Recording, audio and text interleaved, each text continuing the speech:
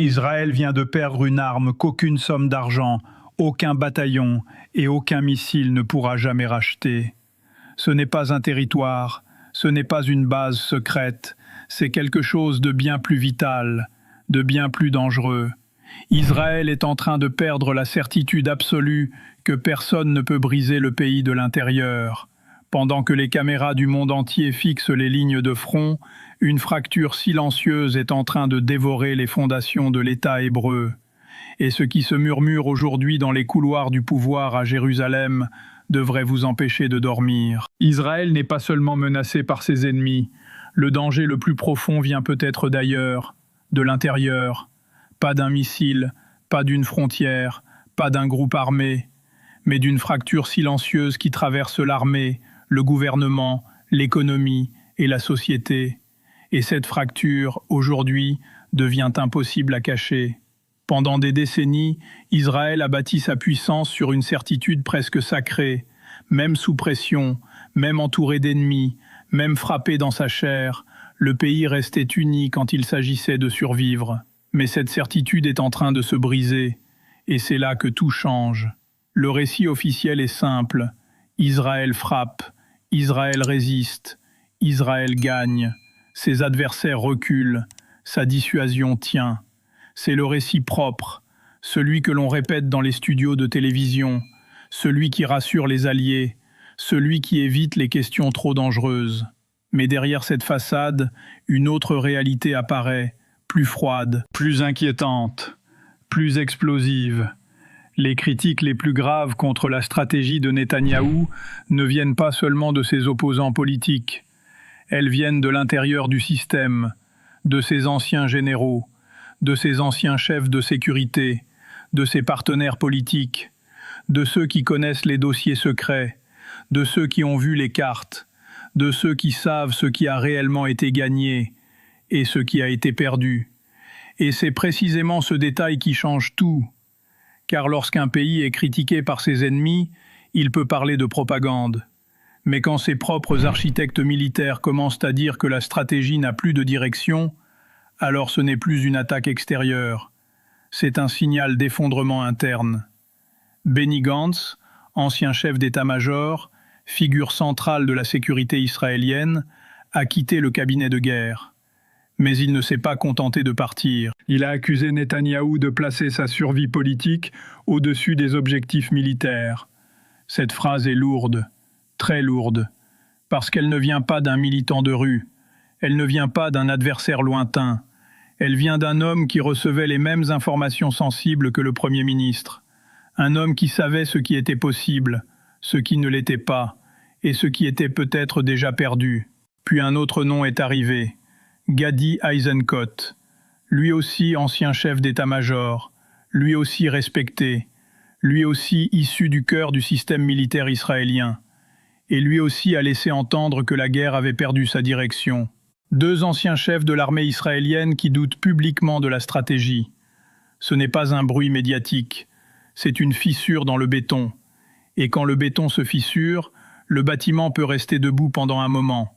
Mais plus personne ne le regarde de la même manière. Car la guerre ne se gagne pas seulement avec des tanks, des avions et des drones. Elle se gagne avec une vision, un objectif clair, un lendemain possible. Et aujourd'hui, la grande question reste sans réponse. Qui gouvernera Gaza après la guerre? Qui reconstruira? Qui garantira la sécurité? Qui empêchera le retour du chaos? Et surtout, Israël sait-il vraiment où il va? C'est là que la crise devient beaucoup plus profonde, car Netanyahou est pris dans une prison politique qu'il a lui-même construite. Sa coalition repose sur des forces radicalement opposées à toute concession majeure. Itamar Ben-Gvir et Bezalel Smotrich ont rendu le message clair. Pas de retrait stratégique, pas de compromis profond, pas de plan qui ressemble à une transition politique normale. Sinon, ils quittent la coalition. Et si la coalition tombe, le gouvernement tombe. Et si le gouvernement tombe, Netanyahou risque les élections. Voilà le piège. Netanyahou ne peut pas avancer sans perdre ses alliés. Mais il ne peut pas rester immobile sans perdre la stratégie. Et c'est là que tout devient dangereux. parce qu'un chef politique peut survivre à une crise. Mais un État peut difficilement survivre longtemps à une absence de direction. Mais ce n'est pas tout. La question des otages ajoute une tension encore plus douloureuse. Les familles des otages auraient pu être les soutiens les plus solides de l'action militaire. Mais une partie d'entre elles est devenue l'une des voix les plus critiques. Pourquoi ? Parce qu'elles craignent que la poursuite des opérations ne rapproche pas leurs proches de la liberté. Au contraire, elles redoutent que chaque nouvelle offensive complique les négociations. Autrement dit, la guerre menée au nom du retour des otages pourrait devenir l'un des obstacles à leur retour. C'est une contradiction terrible, une contradiction humaine, une contradiction politique, une contradiction morale. Et pendant que cette tension grandit, l'économie israélienne encaisse. Le tourisme s'est effondré après le 7 octobre. Les investisseurs sont devenus plus prudents. Les start-up, symbole mondial de la puissance israélienne, ont vu leur environnement se fragiliser. Et des milliers de réservistes, ingénieurs, médecins, entrepreneurs, techniciens, ont été retirés de l'économie civile pendant des mois. Israël reste puissant, mais sa réputation de stabilité est touchée. Et dans le monde des affaires, la réputation est une arme invisible. Quand elle se fissure, le coût est immense. Mais le plus troublant est peut-être ailleurs, dans l'armée elle-même. Tsahal est retournée dans des zones de Gaza où elle avait déjà mené des opérations. Ce simple retour raconte quelque chose. Il signifie que la victoire tactique n'a pas produit un résultat permanent. On peut contrôler une rue, on peut détruire un tunnel, on peut éliminer une cellule. Mais si la structure politique reste vide, le problème revient. Comme une ombre, comme une braise sous la cendre. L'histoire israélienne connaît déjà ce genre de moment. En 1973, pendant la guerre du Kippour, Israël a vacillé. Mais le pays avait encore une chose essentielle, l'unité du commandement. Le gouvernement, l'armée et la société partageaient une urgence commune. En 2006, au Liban, la guerre contre le Hezbollah a révélé de graves failles de planification. Des enquêtes ont pointé les erreurs. Des leçons devaient être tirées. Mais aujourd'hui, les mêmes questions reviennent, plus fortes, plus lourdes, plus dangereuses. Et cette fois, la division n'est pas seulement militaire, elle est politique, elle est sociale, elle est économique, elle est institutionnelle. Regardez la Cour suprême. Elle a remis en question l'exemption prolongée des hommes ultra-orthodoxes du service militaire, tout en maintenant le financement de leurs études religieuses. Pour Netanyahou, c'est une bombe. S'il applique cette décision, il risque de perdre les partis ultra-orthodoxes qui maintiennent sa majorité. S'il refuse, il entre dans une crise institutionnelle avec la justice. Encore un piège, encore une impasse, encore une preuve que le système ne sait plus choisir. Et pendant ce temps, les rues grondent. Tel Aviv, Jérusalem, Haïfa. Des manifestations massives dénoncent non seulement la gestion des otages, mais aussi la capacité même du Premier ministre à gouverner. La colère n'est plus périphérique, elle s'installe au centre, dans les familles, dans les marchés, dans les conversations ordinaires, dans les bases militaires, dans les bureaux des anciens responsables de sécurité. Et quand d'anciens premiers ministres, d'anciens chefs du Shin Bet, d'anciens chefs d'état-major commencent à critiquer publiquement la cohérence stratégique du gouvernement, alors le message devient impossible à ignorer. Ce n'est plus une opposition politique classique. C'est une alarme venant du cœur du système. Imaginez maintenant une scène. Un conseiller entre dans un bureau à Jérusalem. Il pose un dossier sur la table.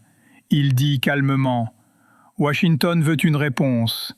Qui dirigera Gaza dans 6 mois ?» Silence. La question semble simple, mais elle est explosive. Parce que répondre, c'est choisir. Et choisir, c'est risquer de faire tomber la coalition. Alors la réponse est repoussée. Encore, puis encore. À Washington, les responsables comprennent. Ils ne voient pas seulement un allié en guerre, ils voient un partenaire incapable de formuler une vision stable pour l'après-guerre. Et pour les États-Unis, c'est un problème majeur. Car Washington regarde plus loin que Gaza. Il regarde l'Iran, l'Arabie saoudite, les accords régionaux, la normalisation, l'équilibre du Moyen-Orient. Et pour construire une architecture régionale, il faut un partenaire capable de prendre une décision et de la tenir. Pas un gouvernement paralysé par sa propre survie. C'est ici que le dossier devient mondial, parce que la crise israélienne n'est pas seulement une crise israélienne. Elle révèle une faiblesse du pouvoir moderne. Dans certains systèmes politiques fragmentés, survivre au jour le jour devient plus important que penser à 10 ans. La coalition devient plus importante que la stratégie. L'élection suivante devient plus importante que la sécurité future. La tactique dévore la vision. Et quand cela arrive, même une puissance militaire redoutable peut perdre sa cohérence. Voilà le vrai moment choc. Israël n'est pas en train de perdre parce que son armée serait faible. Israël est en train de se fragiliser parce que son système politique ne parvient plus à transformer la force militaire en résultat stratégique. Et c'est beaucoup plus grave. Car une armée peut gagner une bataille, mais seul un pouvoir cohérent peut gagner une paix. Le Hezbollah peut être affaibli sans être détruit. Gaza peut être frappé sans être stabilisé. L'Iran peut être contenu sans que la région soit réorganisée. Et un État peut accumuler des victoires tactiques tout en perdant la direction générale. C'est peut-être exactement ce qui se joue aujourd'hui. Les chiffres politiques confirment cette érosion. Le Likoud, qui détenait une base solide, reculerait fortement si des élections avaient lieu aujourd'hui. Netanyahou, survivant politique par excellence, voit son socle s'user pendant une guerre qu'il présente comme existentielle. C'est un paradoxe brutal. La guerre qui devait renforcer son autorité expose ses limites. Et la promesse initiale devient de plus en plus difficile à tenir. Détruire totalement le Hamas, ramener tous les otages, créer une nouvelle réalité sécuritaire, préserver l'unité nationale, maintenir les alliances internationales, sauver la coalition. Tout cela en même temps. Mais aucun dirigeant ne peut tout garder quand les objectifs se contredisent. À un moment, il faut choisir. Et c'est précisément ce choix que le système semble incapable de faire. Dans 2 ans, si aucune solution politique crédible n'existe pour Gaza, les conditions d'un nouveau cycle de violence seront déjà installées. Dans 5 ans, la normalisation avec l'Arabie saoudite aura peut-être avancé avec Israël, ou sans Israël. Dans 10 ans, les jeunes réservistes mobilisés aujourd'hui deviendront les électeurs, les dirigeants, les décideurs de demain. Et ils se souviendront de cette période, de la fatigue, du doute, des objectifs flous, des sacrifices répétés, des discours sans réponse claire. La grande question est donc simple. Une société peut-elle traverser en même temps une crise militaire, politique, économique, judiciaire et sociale, sans que son système de gouvernance soit profondément transformé? Le XXIe siècle ne récompense plus seulement la puissance de feu. Il récompense la cohérence, la patience stratégique, la capacité de décider quand la décision coûte cher. Et aujourd'hui, la fracture israélienne montre une vérité dérangeante. Le danger le plus décisif pour une puissance ne vient pas toujours de ses ennemis. Parfois, il commence lorsque ses propres institutions ne savent plus parler d'une seule voix. Ce que nous observons n'est peut-être pas la défaite d'une armée. C'est peut-être le début d'une implosion politique lente, silencieuse, mais historique. Et si cette fracture continue de s'élargir, ses conséquences dépasseront largement Gaza, le Liban ou même Israël. Elle pourrait redessiner l'équilibre du Moyen-Orient. Si vous voulez comprendre les coulisses réelles des rapports de force mondiaux, abonnez-vous à la chaîne. Car dans cette région, ce qui se décide en silence aujourd'hui peut bouleverser le monde demain.